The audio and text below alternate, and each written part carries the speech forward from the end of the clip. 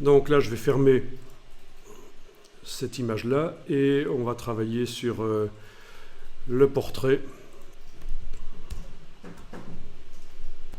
Le portrait que vous avez téléchargé.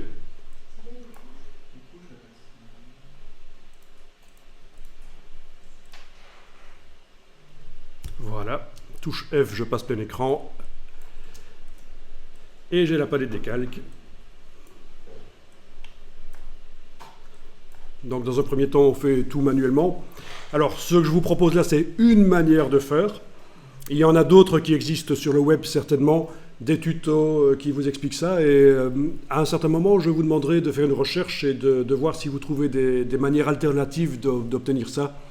Et ça peut être intéressant que vous fassiez un petit exposé pendant entre 3 et 6 minutes, on va dire, avec images pour montrer ce que vous avez trouvé sur le web à ce propos, sur la manière de faire des pochoirs.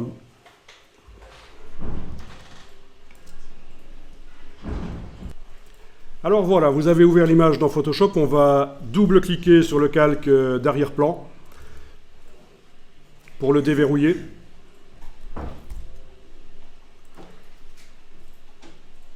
Puis on va le convertir en objet dynamique.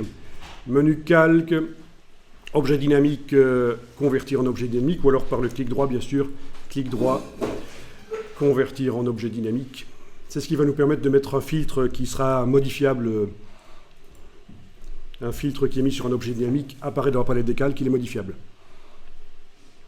Alors, le filtre qu'on va mettre, ce sera un filtre de flou gaussien pour faire du flou. Alors voilà, on va aller dans le menu filtre, filtre flou gaussien.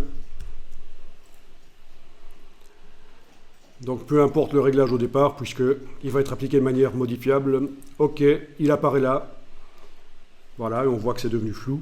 Si vous double-cliquez sur le mot flou gaussien, bien sûr, vous allez pouvoir modifier avec la case aperçu cochée, vous allez pouvoir modifier la quantité de flou. Ça, ce sera pour enlever du détail qui ne devra pas être pris en compte pour faire l'effet final. C'est rendre les choses floues.